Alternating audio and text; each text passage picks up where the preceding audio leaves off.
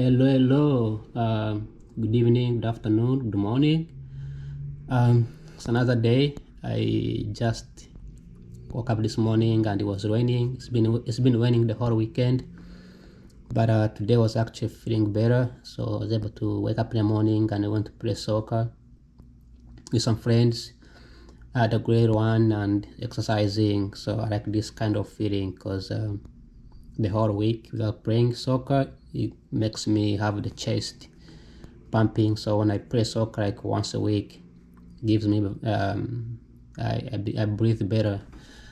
So today is time to make a video because I'm about to head out somewhere in a minute. So I need to make a video when the sun is up there and then it's still brighter. So commitment, recording every single day for the rest of the year, as long as I'm in school, and all I have to do is grab a camera and just make some videos. So again, it's been a while. It's been a minute. To me, yesterday feels like a huge difference for me. So I hope you're doing great. I hope you're doing all right. If you find this video on YouTube, again, I don't have subscribers yet. I have like 2,000 subscribers, but and I don't have views. But I think that these videos are gonna blow up someday and people will be watching them. So today I'm going to be talking about something that is very crucial, something that we need in today's generations, and the topic of today is going to be the generational divide in political engagement. So the generation divide in the political engagement. There are tons of research out there, from Pew Research Center to the economic analysis, in the media, social media, universities, academia. They talk about how people are divided in terms of age and generations, and it's kind of interesting on how there are some groups of people, there are some type of generation that don't want to get involved in politics. They try to avoid it as much as they can. And from what I've seen, I've realized that the older generation, people who are like born 1950s and 60s, all the way to 50s, 60s, they tend to be more open-minded. Not open-minded, that's not what I wanted to use here. They're not open-minded, but they are very much involved in political debate, so they tend to be able to open up and speak their minds. I don't know if it's because they're older, but when I look back to the videos, the days of Martin Luther King Jr., the days of Malcolm X, those days, which is like 1950s and 60s, people are very open. They are very open to speak, open to debate. And of course, the age of MLK today, they will be like 90s something, like very old. So, but even that, like even if these people who are 60, 70s, 80 years old today, they do still debate. They do still, even from 70s when they were younger, in their early 20s, they were very involved in politics. They are very engaging. But then people are born from 70s all the way to 80. Those times, those days, these people, they don't really get involved in the political debate. So it's kind of interesting that today those people are supposed to be in their mid 40s and 50s. They are the same people who tend to avoid political discussions at all. And I have tested this when I talk to people in that age. They are not really like they don't want to discuss about it. They want to avoid it, and even when they speak, they tend to be like very quiet and scared, which I don't know why. Then the new generations, like my age, which we are, I'm in my, or close to being 30. So my age, we are more open, ready to discuss. We don't necessarily like stick to one political area. Like I'm not like super Republican or super Democrat, but I see things in like black and white. So us and our younger generations, like 20s, they're also known as Gen Zs, they are very open, they are very understanding, they tend to see things in different perspective. It doesn't matter if it's like pro-democratic, anti-democratic, they are just very open-minded and happy to discuss. So the political divide among a generation is really is an interesting part. And when I think about it, I'm trying to understand why does people from 50s tend to be more open-minded. Not open-minded, I don't want to use the word open-minded, but they tend to be more engaging, open to share. But then people who were born in 1970s, they tend to avoid politics at all. But then the younger people born 1990s all the way to this day, they are very open and they tend to talk about things more. They tend to involve in the discussions, the debate, disagree, agree, So why are those things happening? Why do we see the generation divide? Where I tend to see it from the economic perspective. So people born in 50s, right? They are born in the age where United States had just won the war, right? There was no more wars, there was no more conflict, and from 50s to 70s, United States was in a Cold War with Russia, but that war didn't really. There was no fight, so the reason why the war didn't go further is because of people at the time who were influencing. America found a superpower in terms of influencing other countries, and so imposing the culture, music, social medias, and at the time there was social media too, so computer technology, the media, internet, so those things sort of influenced. And also we can't forget the missionary, like religious stuff that influenced many other countries. So these older people, they realize that talking about things, discussing, engaging in discussion is the key to succeed.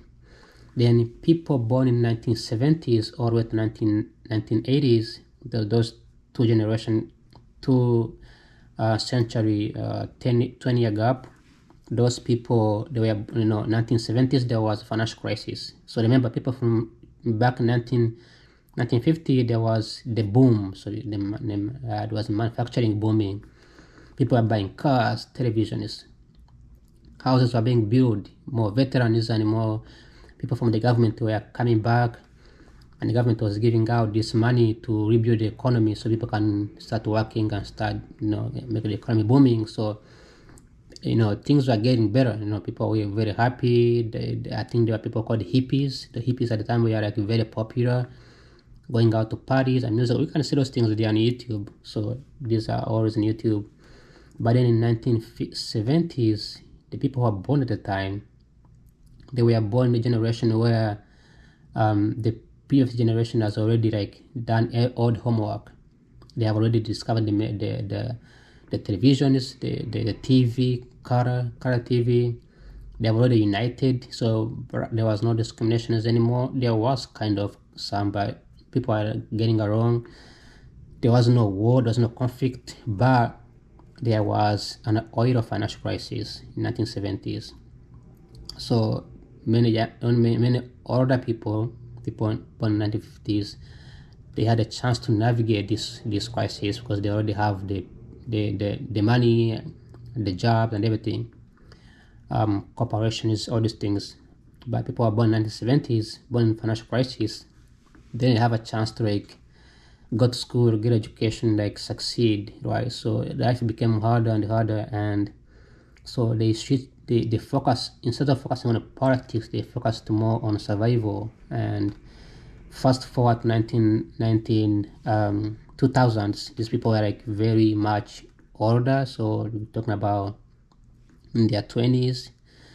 So in 2000, these people, they didn't have money, they didn't have the career that people from 50s had. There was no manufacturing booming. In fact, many corporations were moving all the way to another country, with China. So things were getting more expensive. There was war in the Middle East, which meant that the government was spending more money overseas than in the state. So all of this creates a huge problem. Then by 2008, there was another financial crisis, putting these generations of people in the 40 who were supposed to be 40s today and 50s into a huge another downfall. So a lot of people actually, when you look at people's, when I was looking at people's, when I was looking at people's LinkedIn, people are professional. When I look at the LinkedIn, those who have a PhD, they had their PhD back in 1980, right? Those who do have a master's degree, they have their master's degree back in 2000s. Those who do have, a bachelor's, and they're between like people are like 40s, 50s, who have bachelor's, they got their bachelor's in 2008, 2009, which means this generation is of people born in 1970s and 1980s. They had to use education to compete. Everything was like really fast. I mean, you have 70s financial crisis because of oil crisis. Then they had to pause going to school. I mean, they couldn't go to school because they were younger. But in 2000, you had the crash to 9/11, and that meant that the US was spending even more money overseas. In 2008, there was a financial crisis. 2007 and 2008. That means there was no job, so people have to go back to school. And that, just like that, we are already in 2016, and there is no jobs already. Then today we see this generations of people focusing more. They are already in their 40s, and they are focusing more on how can we buy a house, how can we buy a car, how can we pay off the student loans, right? How can we gain a career? How can we compete with young people? Technology, internet, software, those things that are coming up. How things are going to be if China become the most dominant economic power. So those fear, because they're getting older, where are we going to be when we turn 50? So that's fear. There's no saving, there's no money, no career, no jobs. That makes people, it makes them fear of going out and express themselves. And because they were born in 2008, this is when Barack Obama was elected as a president. So these people didn't really have the chance to debate on issues, whether it's race problems, whether it's economic problems, debt problems, conflicts, wars. They had the fear of sharing.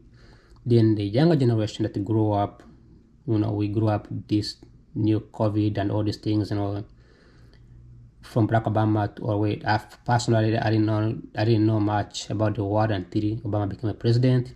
But even that, I did not care. But in 2016, when I came to the United States, I started getting used to the real life and sharing about things. And in my opinion, when Trump was running for president, it wasn't like super Democrat or super Republican. Like I had things that I like about each political party, and because of watching people in my age on internet, YouTube, social media, sharing gives me the ability to also share. Like I share about the things I go through. I'm making this video. I don't care if somebody watches my videos or not. I think this will be, if I was 40, this will be different. If I was 40, I'll be thinking, okay, is anybody watching my video? Is anybody looking at my YouTube video? But right now, at my age, I don't care. And many younger people who are popular on TikTok and those social media platforms, they start off with 0 followers because they don't care. Like for me personally, I don't care. I can just make a video. I can just engage in politics. I can engage in discussions.